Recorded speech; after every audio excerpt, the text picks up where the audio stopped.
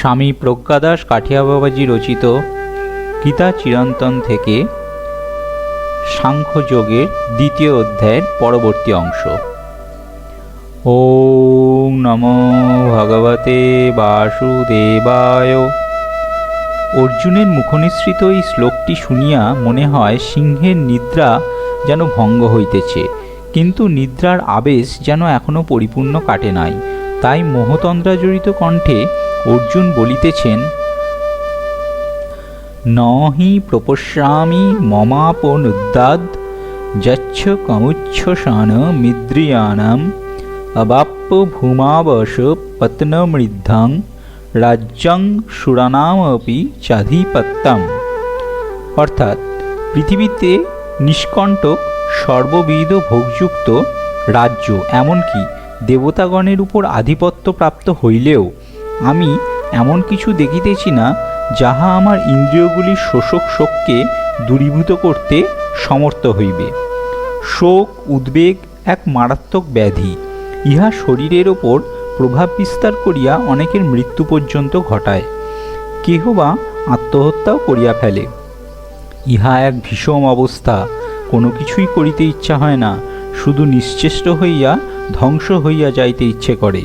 যাহারা ডিপ্রেশনে ভুগিয়াছেন বা ভুগিতেছেন তাহারা জানেন নিজের কোনো ক্ষমতাই কাজ করে না, কোনো সম্পত্তি এই অবস্থায় কাজে আসে না।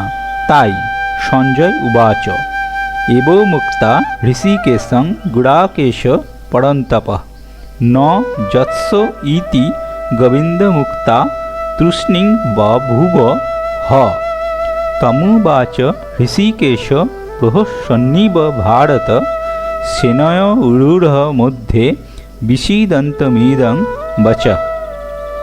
অর্থাৎ সঞ্জয় বলিলেন, শত্রুবিজয়ী নিদ্রাজয়ী অর্জুন, ঋষিকেশ ভগবান শ্রীকৃষ্ণকে এই প্রকার বলিয়া আমি যুদ্ধ করিব না। এই কথা গোবিন্দকে ভগবান শ্রীকৃষ্ণ বলিয়া মৌন অবলম্বন করিলেন। হে ভারত, ধৃতরাষ্ট্র, উভয় সেনার মধ্যস্থলে বিষাদগ্রস্ত অর্জুনকে ঋষিকেশ হাসিতে হাসিতে বাক্য সকল বলিতে লাগিলেন। ঋষিকেশ, যিনি ইন্দ্রিয় ঘোড়ার রাশ টানিয়া ধরেন, এখানে ভগবান অর্জুনরূপী জীবের সংসারের প্রতি আসক্ত ইন্দ্রিয় সমূহকে সংযত করিতেছেন। প্রহসন্নিব, ভগবান হাসিতেছেন। ইহার কারণ অর্জুন ভ্রান্ত বুদ্ধির শিকার হইয়াছেন, কিন্তু নিজের ব্যাধি সম্বন্ধে নিজে সচেতন নহেন। যেমন জ্বরের রোগী বিকারের ঘোরে একবাটি তেঁতুল গোলা খাইতে চাহিতেছে, তাই দেখিয়া চিকিৎসক হাসিতেছেন। শ্রী ভগবান ভবরোগ বৈদ্য। ভবরোগী অর্জুনের বিকার দেখিয়া তিনি হাসিতেছেন। ইহার আরও কারণ ভগবান ভক্তের প্রতি করুণায় হাসিতেছেন। তিনি ভক্তের ওপর প্রসন্ন, তিনি তাহাকে সংসারের ঊর্ধ্বে লইয়া যাইবেন, তাই হাসিতেছেন। সেনয়রু ভয়ম মধ্যে, দুইটি সেনার মাঝখানে, একদিকে সংসার আরেকদিকে ভগবান, একদিকে মোহ একদিকে শান্তি, একদিকে প্রেয়ের হাতছানি অপরদিকে শ্রেয়ের আকুল আবেদন। জীব এই দ্বন্দ্বের মধ্যে পড়িয়াছে। এই দ্বন্দ্বভূমি হইতেই গীতার জন্ম। বিষীদন্তম অর্থাৎ অর্জুন বিষণ্ণ। জীব সংসারের মোহ ছাড়িতে চাহে না। সংসারের আকর্ষণ তাহার কাছে এক দুর্নিবার আকর্ষণ। এই সংসারের মোহের ঊর্ধ্বে উঠিয়া আত্মিক আনন্দলাভের প্রয়াস যখন জীব শুরু করে, তখন জীব প্রথমে বিষণ্ণ হইয়া পড়ে। অর্জুন যখন এই রকমভাবে সম্পূর্ণরূপে হাল ছাড়িয়া দিয়া নিশ্চেষ্ট হইয়া বসিয়া পড়িলেন, তখন শ্রী ভগবান হাসিতে হাসিতে উভয় সেনার মাঝখানে বিষণ্ণ অর্জুনকে বলিতে লাগিলেন। শ্রী ভগবান এই অবস্থাতেও হাসিতে পারিলেন। তিনি চিন্তিত হইলেন না, কারণ সামর্থ্যী পুরুষ বিপদের মধ্যেও নিজের বুদ্ধি হারান না। শ্রী ভগবান জানিতেন তিনি অর্জুনের মোহনিদ্রা দূর করিতে পারিবেন। এখানে অর্জুনকে গুড়াকেশ বলিয়া সম্বোধন করাটি খুব তাৎপর্যপূর্ণ। গুড়াকেশ শব্দটির অর্থ হল নিদ্রাজয়ী বা জড়তাজয়ী। শ্রী ভগবান আরও হাসিলেন এই কারণে যে অর্জুন একটু আগেই শরণাগত হইয়াছেন, আবার এখন নিজের ইচ্ছা ত্যাগ করিতে পারিতেছেন না। নিজের সিদ্ধান্ত জানাইতেছেন যে যুদ্ধ করিব না। শরণাগত ব্যক্তি এইরূপ করিতে পারেন না। তিনি যাহার শরণাগত হন তাহার উপর নিজের সম্পূর্ণরূপে ছাড়িয়া দেন। প্রকৃতপক্ষে শরণাগত হওয়া খুবই কঠিন। মুখে শরণাগত হইলাম বলা আর বাস্তবিক শরণাগত হওয়া, এই দুইয়ের মধ্যে অনেক পার্থক্য আছে। কত দুঃখ আঘাত খাইয়া তবে আমরা শরণাগত হই। অর্জুনও কত রকম প্রশ্ন তর্ক বিতর্ক করিয়াছেন, শেষে বলিয়াছেন করিষ্যে বচনং তব, আপনার কথা পালন করিব। অর্জুন যখন এই রকম বিষণ্ণ হইয়া বসিয়া পড়িলেন, তখন শ্রী ভগবান বলিলেন, শ্রী ভগবান উবাচ অসশ্চয়নম্ব শৌচস্তং প্রজ্ঞাবাদাংশ্চ ভাষসে গতাশূন গতাশুংশ্চ নানু শোচন্তি পণ্ডিতা।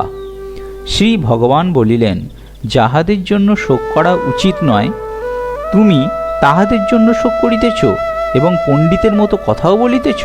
পণ্ডিতগণ মৃত এবং জীবিত কাহারও জন্য শোক করেন না। এই শ্লোকটিকে গীতার বীজ বলা হয়। যাহার জন্য শোক করা উচিত নয় তুমি তাহার জন্য শোক করিতেছ, আবার পণ্ডিতের মতো কথাও বলিতেছ। অর্জুন আজ মনের কল্পনার জগতে বাস করিতেছেন, এত বেশি ইমোশনাল হইয়া পড়িয়াছেন যে বাস্তব জগৎ যেন ঢাকা পড়িয়া গিয়াছে। তিনি ভাবিতেছেন, বুঝি সব হারাইয়া ফেলিব। হারাইবার তো কিছু নাই, আমি আত্মা, আনন্দই আমার স্বরূপ। দুঃখ কল্পনা মাত্র। জগৎ কল্যাণে আত্মনিয়োগ করিলে এই ভ্রান্তির আবরণ খসিয়া পড়িয়া সূর্যের আলোর মতো সত্য প্রকাশিত হইয়া পড়ে। তাই পুরুষ ব্যগ্র হইয়া জড়তাশূন্য হইয়া আনন্দে নিজেকে ভুলিয়া নিষ্কামভাবে জগৎ কল্যাণে আত্মনিয়োগ করিতে হয়। অনিত্যে নিত্যবুদ্ধি, অসুচিতে শুচিবুদ্ধি, অনাত্মায় আত্মাবুদ্ধি এবং দুঃখে সুখবুদ্ধিকে অবিদ্যা বলে। অবিদ্যার থেকে সংসার ভোগ হয়। অবিদ্যা হইতে মুক্ত করিবার জন্যই গীতা। অর্জুন যদি অশোচনীয় বিষয়ে শোক না করিতেন তবে গীতা বলিবার প্রয়োজন হইত না। যেমন বীজ হইতে বৃক্ষের সৃষ্টি হয়, সেইরূপ বিষয় হইতে গীতারূপ মহিরুহের সৃষ্টি হইয়াছে। তাই অশোচন্যম্ব শোচস্তং প্রজ্ঞাবাদাংশ্চ ভাষসে, এই শ্লোকাংশে গীতার বীজ বলা হইয়াছে। মানুষ যদি কোনো বিষয় না জানে তবে তাহা সহজে বুঝানো যায়, কিন্তু যদি ভুল জানিয়া ভাবে যে ঠিক জানি তবে খুব বিপদ। সংসারে আমাদের এই অবস্থাই হইয়াছে। আমরা ক্ষণস্থায়ী বস্তুকে স্থায়ী ভাবিয়া ইন্দ্রিয় সুখে মগ্ন হইয়া আছি। অসুচি দেহকে পরম রমণীয় ভোগ্যবস্তু ভাবিয়া ভোগে মগ্ন হইয়া আছি। যাহা অনাত্মা, আরাধনীয় নয়, সেই অর্থ মান যশকে আত্মা বা আরাধনীয় ভাবিয়া ব্যস্ত হইয়া আছি। সংসারটি প্রকৃতপক্ষে দুঃখালয়, শান্তির জায়গা নয়। তাহাকে সুখী গৃহকোণ ভাবিয়া আত্মতৃপ্তি লাভ করিতেছি। এইরূপ ভ্রান্তিতে এতই বিবশ হইয়াছি যে অর্জুনের মতো বীরপুরুষ ও সুখ দুঃখের আত্মায় ইহার বিরুদ্ধে যাইতেছে। ঈশ্বর চিন্তাকে পাপ বলিয়াও মনে করিতেছে। কেহ যদিও বা ঈশ্বর চিন্তা করে, তাহা হইলেও বেশিরভাগ মানুষই সাংসারিক বিষয় সুখ যাহাতে আরও বাড়ে তাহার জন্য করে, অর্থাৎ মোহ যাহাতে আরও বাড়ে তাহার জন্য। এই ভয়ঙ্কর অবস্থায় গীতার বীজ। যদি সাংসারিক সুখ না বাড়ে, সাংসারিক দুঃখ না কমে, তবে আমরা বলি ভগবানকে ডাকার দরকার কি? শ্রী ভগবান গীতায় আমাদের সুদীর্ঘ লালিত প্রচলিত ধারণার ওপর খড়গাঘাত করিয়াছেন। সুখ দুঃখ সবই মনোজগতের ধর্ম। মনের ধর্ম ঊর্ধ্বে উঠিয়া আত্মার রাজত্বে প্রবেশ করিলে দেখা যায় এই জাগতিক সুখ দুঃখের আত্মায় কোনো স্পর্শই নাই। গীতা এই আত্মার রাজ্য বা স্বরাজ্য স্থাপনের যুদ্ধ। ন তেবাহং জাতু নাশং ন তং নেমে জনাধিপা ন চৈব ন ভবিষ্যাম সর্বে বয়মত পরম। আমি কখনো ছিলাম না, তুমি ছিলে না, বা এই রাজারা ছিলেন না, ইহা নহে। আমরা সকলে পরে থাকিব না, ইহাও নহে। জন্ম জীবনের শুরু নয়, মৃত্যুও জীবনের শেষ নয়। জীবন এক চলমান প্রবাহ। আমরা অনেক দিন হইতে জীবনের পথে হাঁটিতেছি। স্ত্রী পুত্র কন্যা স্বামী কাহারও সহিতে আমাদের স্থায়ী সম্বন্ধ নাই। পথে দেখা হইতেছে, কিছুদিন একসঙ্গে চলিতেছি, তখন ভাবিতেছি এই সম্পর্ক স্থায়ী সম্পর্ক।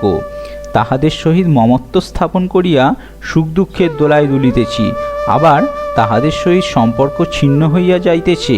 প্রিয় বিয়োগজনিত দুঃসহ কষ্ট সহ্য করিতেছি, পরে ধীরে ধীরে সব ভুলিয়া গিয়া অন্য জায়গায় যাইয়া আবার অন্যজনের সঙ্গে সম্বন্ধ স্থাপন করিয়া ঘর বাঁধিতেছি।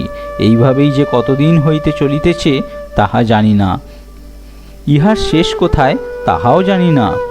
এই সংসার ভ্রমণের সময় আমরা একমাত্র স্থায়ী সাথী শ্রী ভগবান।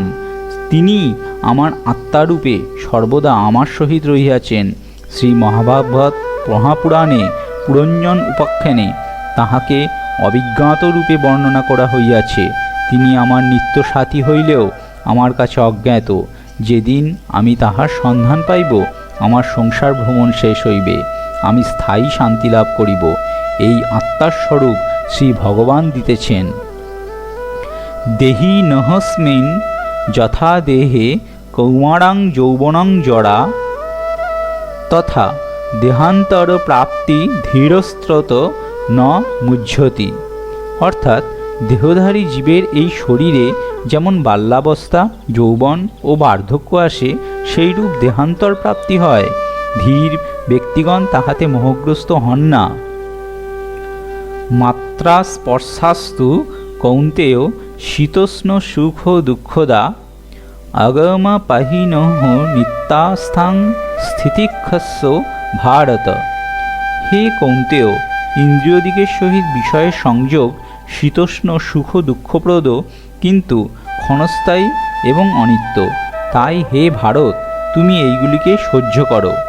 মানুষ জন্মায়, বৃদ্ধি পায়, বালক অবস্থা আসে, যৌবন আসে, বার্ধক্য আসে, মৃত্যু হয়, আবার নতুন দেহ ধারণ করে। এইরূপ ঘটিয়াই চলিতেছে। শাস্ত্রে অস্থি জায়তে বর্ধতে বিপরিণমতে অপক্ষীয়তে নশ্যতি, এই ষড়বিধ বিকারের কথা বলা হইয়াছে। কিন্তু এই পরিবর্তন শরীরের, আত্মার নহে। আত্মা অপরিবর্তনীয়, অচ্যুত, নিজের স্বরূপ হইতে কখনো বিচ্যুত হন না, সচ্চিদানন্দ স্বরূপ। জন্ম মৃত্যু শরীরের, আত্মার নহে। তাই ধীর ব্যক্তি কেহ মারা গেলে মুহ্যমান হন না। তিনি জানেন শরীরের আত্মার অস্থায়ী ঘর। সেই ঘর থাকিবার মতো অবস্থায় না থাকিলে, ভাঙিয়া পড়িলে আত্মা তাহা পরিত্যাগ করিয়া মনের সহিত একই ভাব প্রাপ্ত হইয়া ইন্দ্রিয়াদির সহিত বিষয়সমূহ ভোগ করিয়া সুখ দুঃখ অনুভূতি লাভ করে। কিন্তু প্রকৃতপক্ষে তখনও আত্মা নির্লিপ্তই থাকেন। শ্রী ভগবান সংসার রহস্য উন্মোচন করিতেছেন। জং হি ন ব্যথয়ন্তে পুরুষং পুরুষর্ষর্ব সমদুঃখ সুখং ধীরং সহমৃতত্বায় কল্পতে। হে পুরুষশ্রেষ্ঠ, সুখ দুঃখে সমজ্ঞান সম্পন্ন যে ধীর পুরুষকে এই বিষয়সমূহ ব্যথিত করিতে পারে না, তিনিই মোক্ষলাভের যোগ্য হন। সংসারটি শীত উষ্ণ, সূক্ষ্ম দুঃখ, মান অপমান প্রভৃতি লইয়া, এইগুলি মনের ধর্ম। বিষয়ের সহিত ইন্দ্রিয়ের সংস্পর্শ মন সুখ দুঃখাদি অনুভব করে। আত্মায় ইহাদের কোনো স্পর্শ নাই। বলা হইয়াছে, মন এব কারণং মনুষ্যানাং সুখ দুঃখয় বন্ধ মোক্ষয়র্ধা। অর্থাৎ মনই সুখ দুঃখ বন্ধ মোক্ষের কারণ। জন্ম মৃত্যু সুখ দুঃখ অনুভূতি সব আত্মা লাভ করেন মনের সহিত এক হইয়া আছেন বলিয়া। বিষয়গুলিকে যাহার দ্বারা মাপা যায় সেই ইন্দ্রিয়গুলিকে মাত্রা বলে। মাত্রা বা ইন্দ্রিয়াদির সহিত মনের স্পর্শ হয়, তখন মন নিজেকে সুখী বা দুঃখী মনে করে।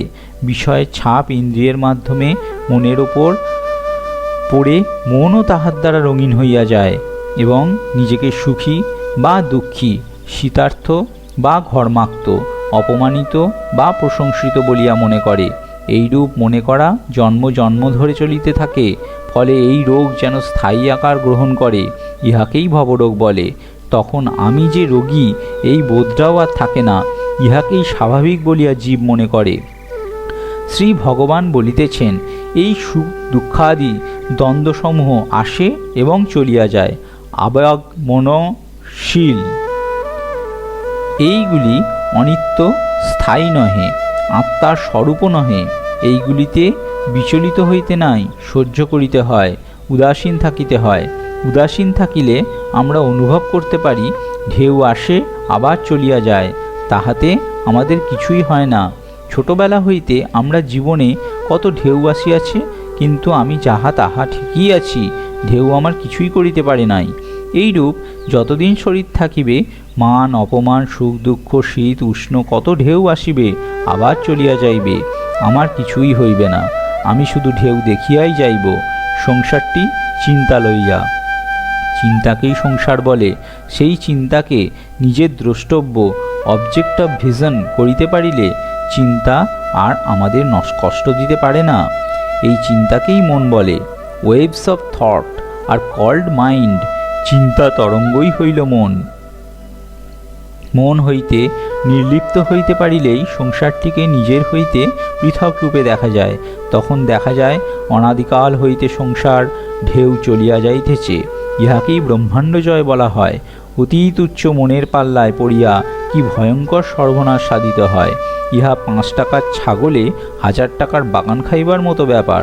বলা হয় পঞ্চভূতের ফাঁদে ব্রহ্ম পড়ে কাঁদে। সংসারের দুঃখের প্রতিকার সমূহ নতুন দুঃখ উৎপন্ন করে। কাহারও সন্তান হইতেছে না, সে সন্তানের জন্য ব্যাকুল হয়, দুঃখ পায়। আবার সন্তান হইবার পরেও সন্তানের দ্বারা দুঃখ পায়। কেহ বা পোষ্য পুত্র রাখিতে চায় বা অন্য ব্যবস্থা গ্রহণ করে। এইরূপ না করিলে তাহার সময় কাটিতে চায় না, সে পাগল হইয়া যায়। কিন্তু সবথেকে ভালো হয় যদি সে ভগবানের বিধানকে মানিয়া লইয়া শান্ত থাকিতে পারে।